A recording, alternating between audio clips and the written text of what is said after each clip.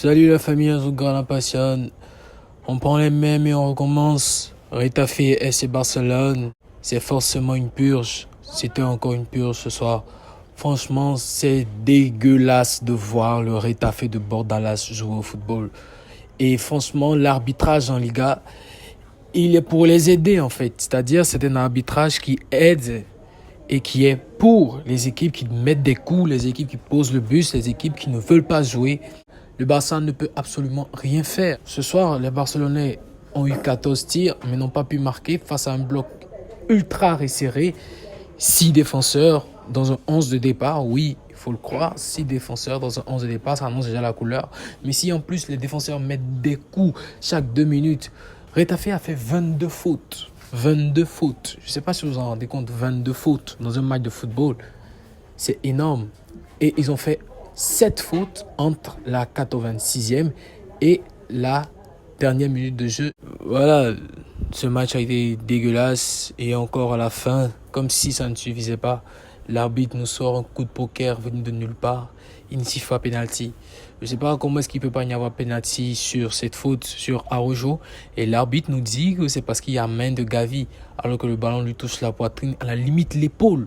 Je ne sais pas moi. Franchement, ce qui se passe en Liga, la Liga m'a pas du tout manqué. C'est le retour des prises de tête, c'est le retour de la frustration. C'est dégueulasse de jouer, de voir un match de football se dérouler comme ça s'est déroulé ce soir. En premier mi-temps, c'était un Barça qui avait entamé avec de bonnes intentions, avec un jeu, on va dire, placé en une touche, qui essaie de créer du décalage avec notamment De Jong, Pedri, Romeo et Gundogan à la baguette. Tout allait bien avec des occasions pour Rafinha à 35e minute de jeu et quelques occasions pour Lewandowski qui n'avait pas concrétisé car on le sait, il y avait 3 défenseurs sur lui. C'était presque impossible dans ce genre de match-là de trouver Lewandowski.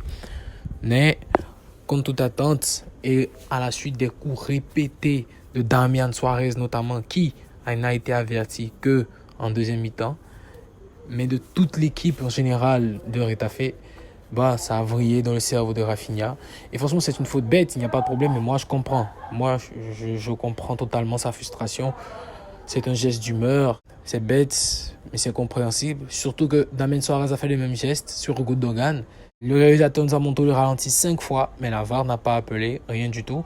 Et sur Rafinha, la VAR a appelé carton rouge. Mais dans le jeu, le Barça, malgré la sortie de Rafinha, malgré que le Barça a été réduit à 10, et grâce à l'entrée notamment d'Abdé, a toujours continué à attaquer. Parce que même à 10 contre 11, c'est le Barça qui avait le ballon, c'est le Barça qui avait la possession. Les joueurs de Retafe ne voulaient pas du tout jouer. Ils se contentaient juste du match nul, même avec un joueur en plus. Et il ne fallait pas espérer autre chose lorsque le joueur Jaime Mata a été exclu sur une faute sur Araujo. Là, c'était encore pire. Voilà, je sais pas. Qu'est-ce qu'on peut bien dire de Retafe, je sais pas. Il y a eu la rentrée des jeunes, des Massian, avec Lamine Yamal et surtout Ansu Fati qui ont essayé d'apporter beaucoup de choses. Franchement, moi j'ai bien aimé le duo Yamal-Ansu Fati. On demande à revoir. Abdé, il a été très percutant. Il a beaucoup fatigué Damien Suarez sur le côté qui a fait énormément de fautes sans ballon. Donc voilà, le match était vraiment pas beau à voir, frustrant. Le Barça n'a pas pu prendre les 3 points. Le Barça revient de Madrid avec 1 point, va lancer cette saison par un match nul. C'est énervant parce que après tant de mois d'absence, on voulait voir quelque chose de plaisant, mais hasard du calendrier, quand on a vu Retafe, on savait que ça allait être bizarre à voir. Mais bon, ce n'est pas bien grave.